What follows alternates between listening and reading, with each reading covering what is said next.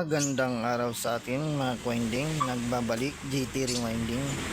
So, meron tayong gagawin dito mga ka-winding ay isang electric fan. So ito pang industrial fan mga ka-winding. So napakalaki nito mga ka-winding, industrial fan. So walang power to mga ka-winding. So chichikin natin yung kanyang motor kung anong naging problema. So walang power to pa-winding, so hindi na natin isaksak kasi pag ganitong pag dinala yan, matic yan, sira yan.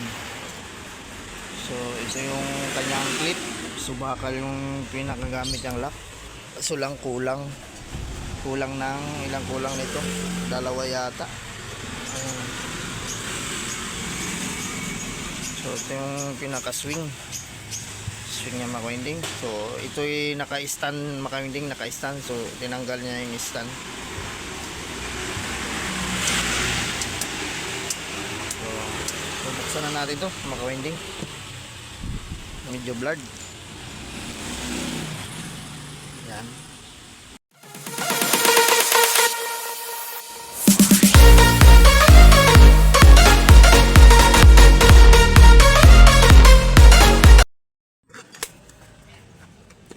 Walan tayo ng tester mga ka-winding. Set natin sa times 10. Ito naka 0 natin yung kanyang power cord.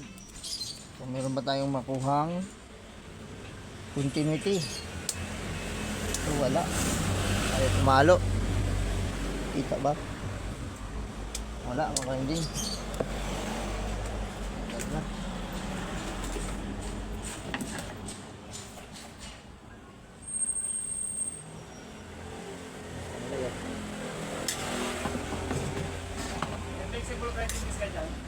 Ah? Oh, wala. Tayo niyan.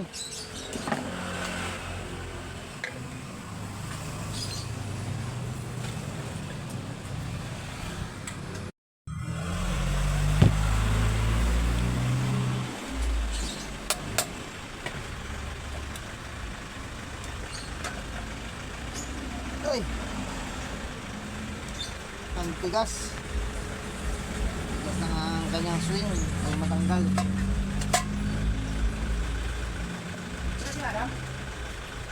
Malis na. Ano lang?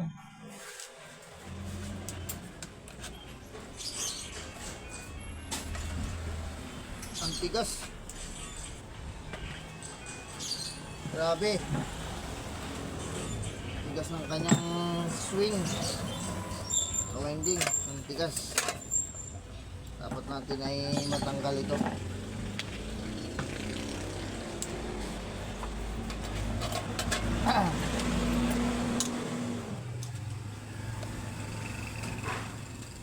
Ay, titing. Yun, dali din. Tanggal din.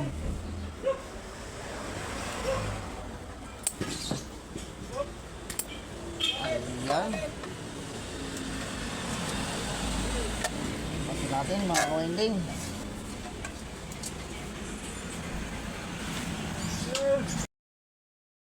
Tanggalin ko muna mga ka-winding yung kanyang ilisi para hindi tayo mahirapan, masikip pa rin aking space. Ayan.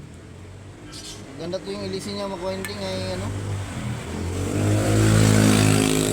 alum, pero magaan lang siya. Alum. Ito may plastic pa oh.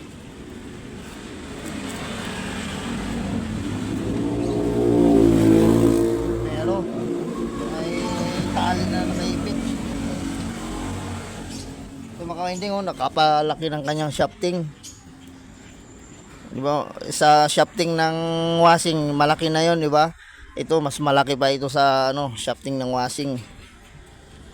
Mga industrial pan talaga. Malaki. Tanggalin ko lang to.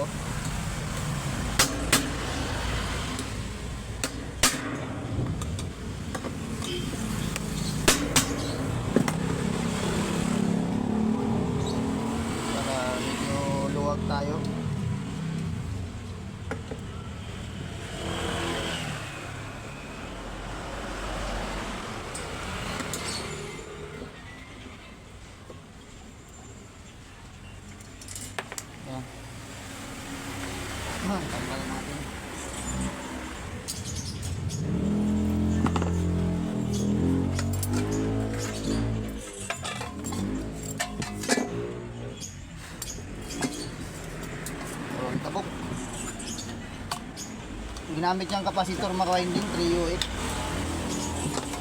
Yan o, 3 UF. 3 microfarad.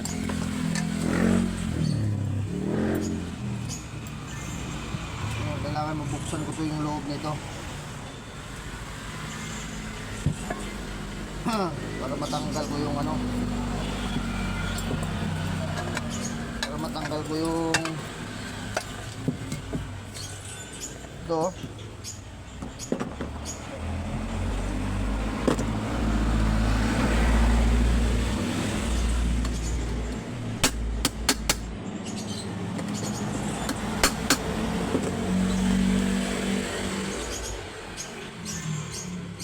Pampatulin. Pag mahina umikot ano. Yan ang kailangan dyan.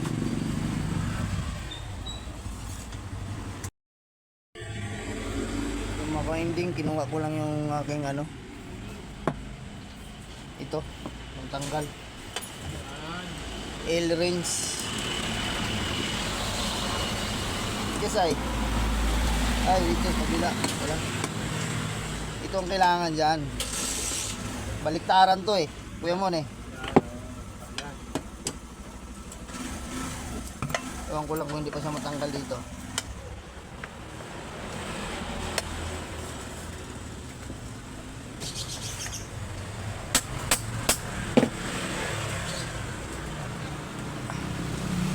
Yun. Tanggal din. Matigas ka pa sa nakain ng kanin ha.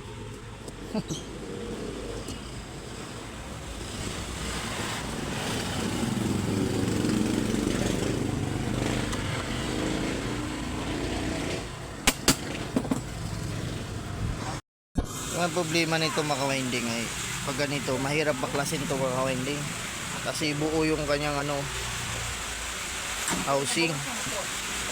So kailangan tanggalin mo ito talaga lahat kasi ito yung bearing nya ng shafting.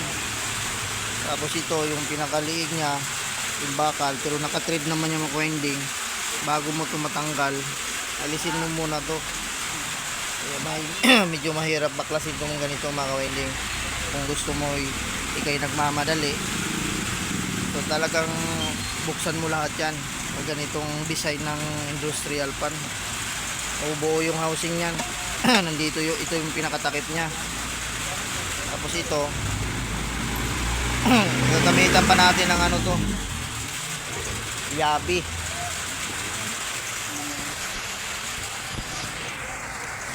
Lagay ko lang tripod.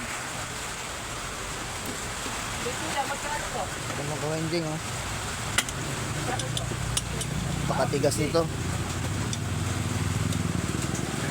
Kailangan isang pukpok na bigla.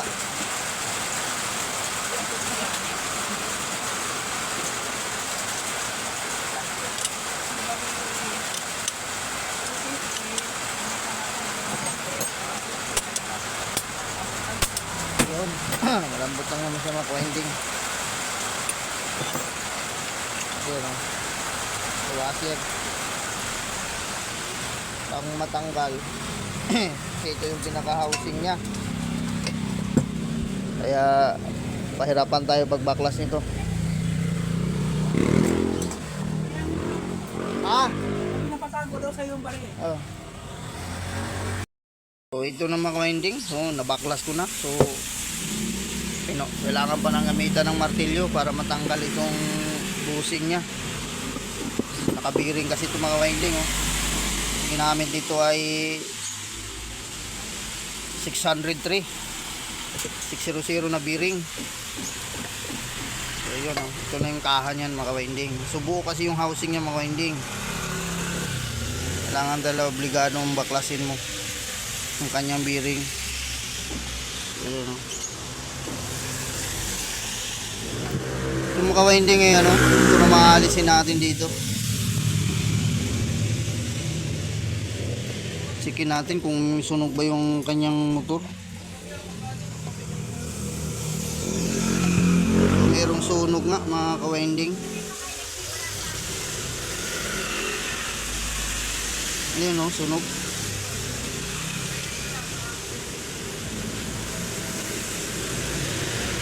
sunog yung kanyang motor mga ka-winding. Yan ang naging problema dito mga ka-winding.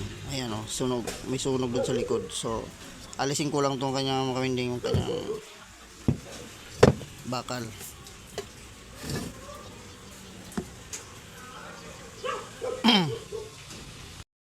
So, ito na mga ka-winding. Nabaklas na natin yung kanyang so napakalaki ng housing niya. Siyempre, malaki din yung ang industrial pan. So, sunog mga ka-winding. Tingnan nyo naman. Sunog. Tutong.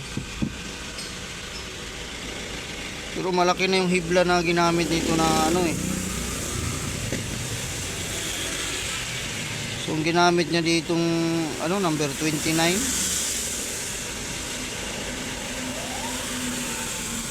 Na copper.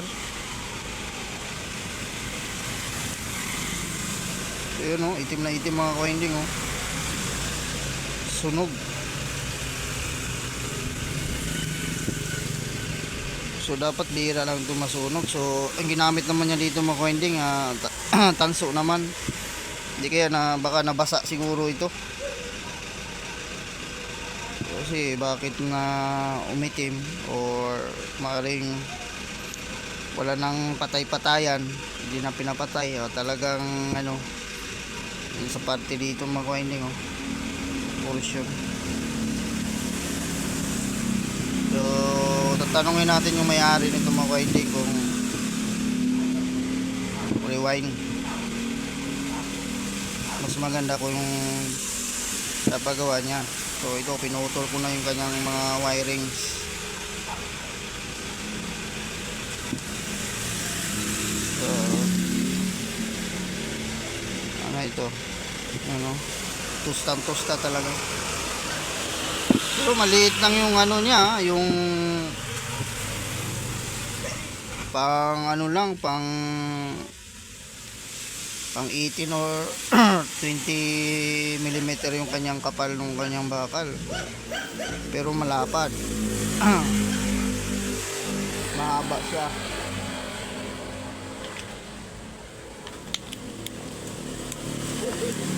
Ilang inches kaya natin kung ilang inches. 4 inches. 4 inches siya mga ka-winding. Malaki talaga. So yun mga ka-winding. I-rewind na natin to pag sayang naman nasunog pa.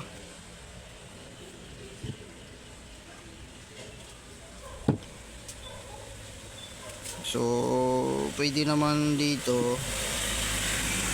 Ito sunog na talaga to. Wala nang resistance to. Damay na lahat dito.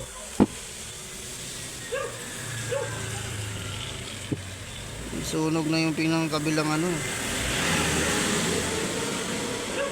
yung running ang nasunog niya. Yung running. So yung mga ka-winding, so dito lang muna tayo mga ka-winding. So maganda itong niyan, dito yung lock niya sa loob So ganito kasing mahirap baklasin. Buo yung housing. Ganda yung kanyang bearing. So mga ka-winding, so hanggang lang tayo mga ka-winding. So update ko na kayo mga ka-winding pag ito i-rewind natin. So ito naman ang i-rewind natin mga ka-winding. Industrial pan. Yan. So kung halimbawa kung magbabayad naman ng sakto yung may-ari nito, so pwede itong palitan natin lahat ng copper. Pero dito sa parting portion niya, kung ito lang naman ang sunog, pwede lang, pero mas maganda palitan na lahat. Supply boss, supply natin. Ha? Thinner. Lacquer. Pwede ba Gcash? Pwede. Nag-get yung utang ko na sa sama ko. Ano bigyan mo muna rin? 6,000. Magkano tindi po? 45. So, mga ka-winding, so kung dito na lang tayo mga ka-winding, so bye bye na. So kasapin na natin yung may-ari nito mga ka-winding.